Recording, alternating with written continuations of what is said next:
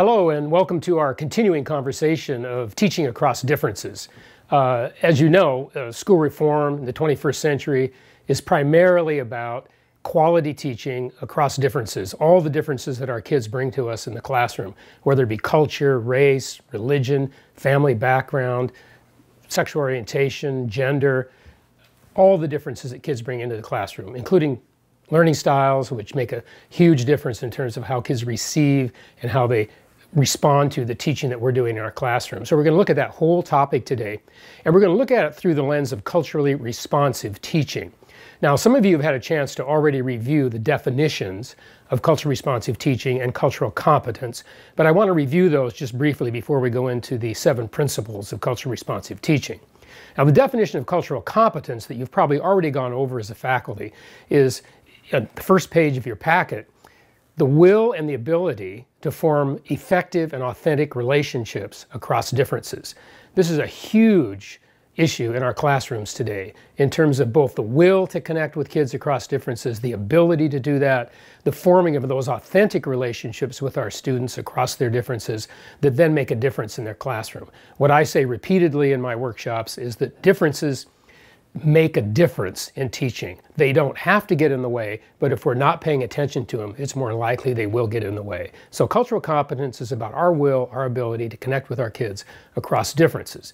Culturally responsive teaching at the bottom of your page is teaching in such a way, and also leading from a leadership point of view, but teaching and leading in such a way that more of our students across more of their differences are achieving at a higher level. That means in terms of the test measures as well as daily tracking of achievement that we do in our classrooms. So our kids are achieving at a higher level, and very importantly, engaging at a deeper level. Because we need, in a high test-driven environment that we're in, we need to not only teach to those tests, but also teach to the deeper level learning, the engagement with the curriculum, the higher level thinking. And finally, they do this more of the time. So teaching in such a way that more of our kids across more of their differences achieve at a higher level, engage at a deeper level more of the time. It doesn't mean every kid all the time, every minute. I'm a teacher. Sometimes politicians and people with rhetoric want to say all kids all the time, every minute. We know in our classrooms it's more kids more of the time being present, engaged, and real with us in the classrooms. And they also do this, that bottom line in your definition, they do this without giving up who they are. We're not asking kids to assimilate to some notion of who we think they ought to be. We're accepting them, receiving them, relating to them as they are, and also helping them get smarter, increasingly related to the curriculum. So the way we do this, and this is the exciting thing that I want to share with you today, which has been very effective with teachers all around the country, is a model of 7 principles of culturally responsive teaching. It comes from friends of mine in Minneapolis, teachers, educators, longtime educators in classrooms and diversity, Mary Oberg, Barbara Shade, Cynthia Kelly, amazing educators who put together a book, which is referenced at the bottom of your page, if you turn to the next page, with the 7 principles of culturally responsive teaching, creating culturally responsive classrooms, building community in your classrooms. Excellent book. I'd recommend that you get that book, but this one model is a rather small piece of the book, but we're going to focus on it today. So let's look at those 7 principles of culturally responsive teaching. The first one is students are honored in their cultural connections. This is key in today's diverse environments. The colloquial phrase that I like to use, and I'm going to give you a colloquial phrase, sort of a way that I interpret each of these principles. The colloquial phrase for principle 1 is, kids get it that we get them. Kids get it that we get them. The key is whether the kids understand that we have some notion of who they are. And this means who they are in their gender, in their age group, in their ability, in their learning style, in their religion, their culture, their background, their immigrant status, their sexual orientation.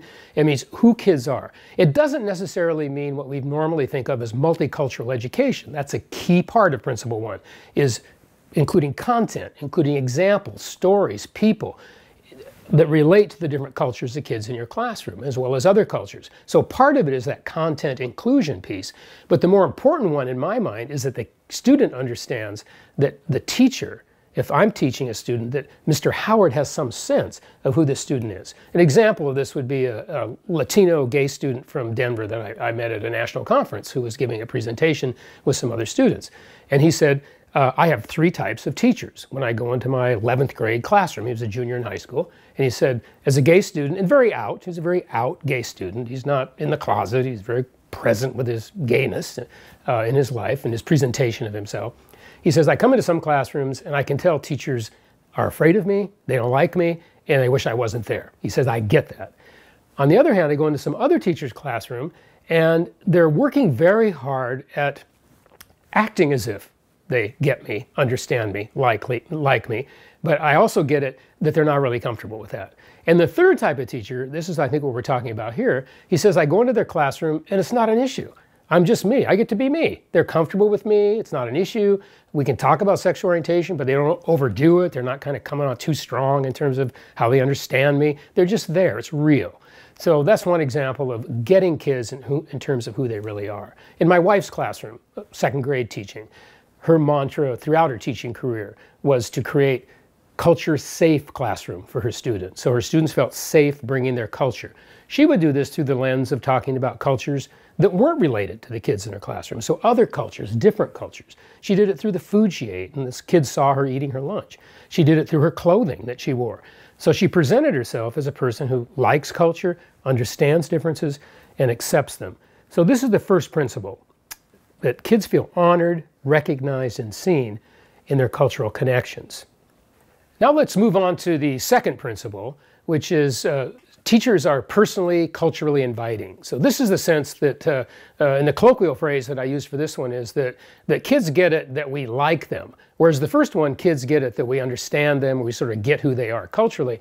But in this one, it's similar but different in a way, in the sense that kids get it that we like them, we enjoy being with them, we enjoy being in their presence. We are teaching because we like kids, and we also like the diversity in our classrooms.